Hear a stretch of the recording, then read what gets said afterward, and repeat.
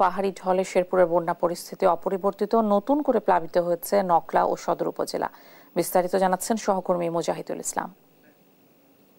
স্মরণকালের সবচেয়ে ভয়াবহ বন্যার কবলে পড়েছে শেরপুর জেলার 5টি নদ নদীর বাঁধ ভেঙে প্লাবিত হয়েছে অন্তত 2 শতাধিক গ্রাম।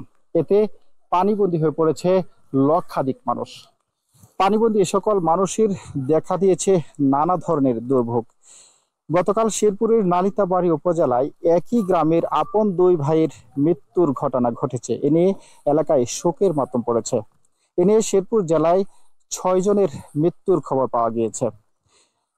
উজানে পানি কিছুটা কমলেও নিম্নাঞ্চলগুলো এই মুহূর্তে প্লাবিত হচ্ছে।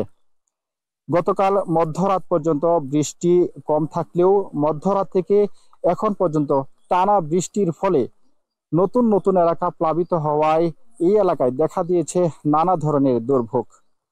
খাদ্য সামগ্রী সহ উদ্ধার তৎপরতা চালাচ্ছে শেরপুরের বিভিন্ন জায়গায় সেনাবাহিনী, দমকল বাহিনী, স্বেচ্ছাসেবক টিম এবং রেস্কিউ টিমের সদস্যরা।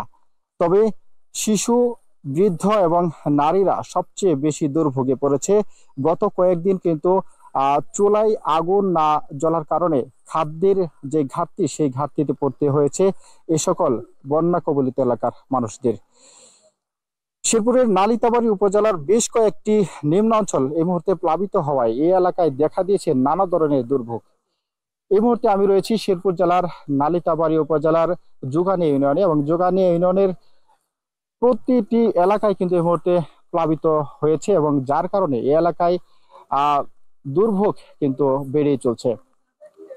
সেই সাথে আজ সকাল 7টায় সেনাপ্রধানের এই নালিতাবাড়ী এবং শেরপুরের যে বন্যা কবলিত এলাকা পরিদর্শনের কথা রয়েছিল, সেটিও কিন্তু বাতিলের ঘোষণা এসেছে। আমরা গণমাধ্যম কর্মীদের পক্ষ থেকে জানাতে চাই।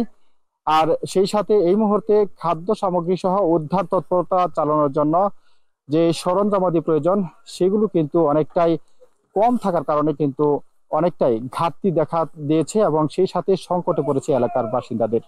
তাই খাদ্য সামগ্রী এবং উদ্ধার তৎপরতা চালাতে প্রয়োজন